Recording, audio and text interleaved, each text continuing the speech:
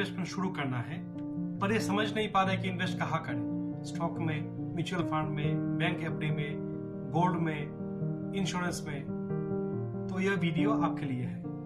नमस्ते, मैं हूं डॉक्टर अभिजीत एंड हम इस चैनल में बात करते हैं बेसिक फाइनेंशियल आइडियाज की, ताकि हम फाइनेंस को बेहतर समझ सके एंड अच्छा फाइनेंशियल डिसीजन ले सके। चलिए शुरू करते हैं। फर्स्ट रूल बिफोर इन्वेस्टमेंट ये है कि आप एक इमरजेंसी फंड रखिए ताकि आपको इन्वेस्टमेंट तोड़ना ना पड़े। 6 months सैलरी होगा आपका emergency fund, equivalent to that amount. तो आप थोड़ा करके पैसा जमाइए, 6 महीने का सैलरी जम गया तो आपका इमरजेंसी फंड बन गया। उस फंड को invest in some secured place like bank FD, ताकि आपको कभी भी आप उसको तोड़ के आपका इमरजेंसी क्राइसिस मीट कर सको। वह हेल्थ इंश्योरेंस, ताकि before investing by health insurance, because health insurance is must today, because अभी मेडिकल बिल्स बहुत ज्यादा है। किसी कारण से अगर कोई हेल्थ हैजर्ड हो गया तो आपको इन्वेस्टमेंट तोड़ के मेडिकल बिल चुकाना ना पड़े, इसलिए हेल्थ इंश्योरेंस जरूरी है। नंबर 2। नंबर 3 है लाइफ इंश्योरेंस कीजिए। One policy I recommend generally, वो है टर्म लाइफ। टर्म लाइफ एक ऐसा पॉलिसी है जो आपको प्रोटेक्शन देता है against loss of income in your absence.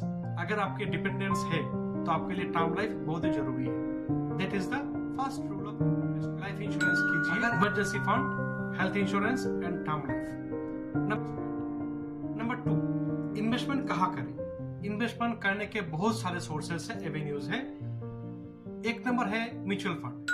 Mutual fund एक ऐसा इंस्ट्रूमेंट है जहां पे आप कोई भी अमाउंट से छोटा अमाउंट लाइक ₹500 से भी इन्वेस्ट कर सकते हो। प्रोफेशनल मैनेजमेंट होता है फंड का, इसलिए रिस्क थोड़ा कम होता है इन म्यूचुअल फंड। लंबा समय तक करेंगे तो अच्छा एक फंड बन जाएगा। नंबर 2 है स्टॉक मार्केट। स्टॉक मार्केट पे भी इन्वेस्ट कर सकते हो, पर उसके लिए जानकारी होना चाहिए, आपके पास टाइम एंड इंफॉर्मेशन होना चाहिए स्टॉक्स को समझने के लिए, ताकि आप अच्छा स्टॉक चुन सको। इसलिए स्टॉक मार्केट में इन्वेस्ट करने से पहले थोड़ा जानकारी लीजिए, फिर इन्वेस्ट कीजिए। नंबर 3 एवेन्यू है बैंक।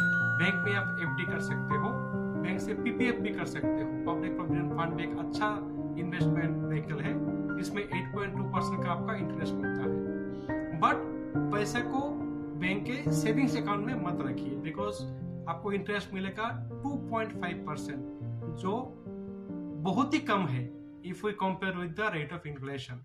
इसलिए पैसे को इन्वेस्ट कीजिए। अगर आपको सेफ व्हीकल चाहिए, एफडी कर सकते हो, पीपीएफ कर सकते हो। नेक्स्ट ऑप्शन है पोस्ट ऑफिस। पोस्ट ऑफिस में एनएससी मिल जाता है, जो भी एक आपको अच्छा सिक्योर रिटर्न देता है। For senior citizen there are special schemes in post office. For women investor there are special schemes in post office with some higher rate of return. ये भी चेक कर सकते हो। नेक्स्ट इन्वेस्टमेंट ऑप्शन है gold. Gold is a ever proven asset जो कभी भी fail नहीं होता, बट गोल्ड में इंक्रीमेंट उतना जल्दी आता नहीं है।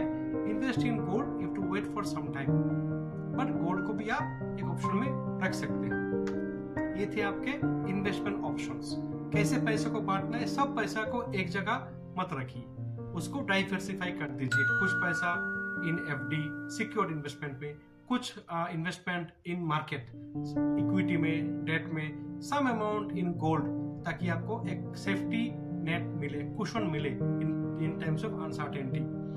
कुछ पैसा इन पोस्ट ऑफिस, वैसे बांट के उसको डाइवर्सिफाई करके पैसा रखिए।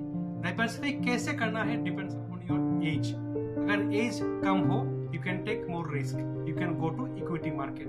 अगर एज ज्यादा हो, 50 ईयर्स के ऊपर हो, तो आपको पैसे की जरूरत कभी भी पड़ सकती है। In that case equity may not be a good investment.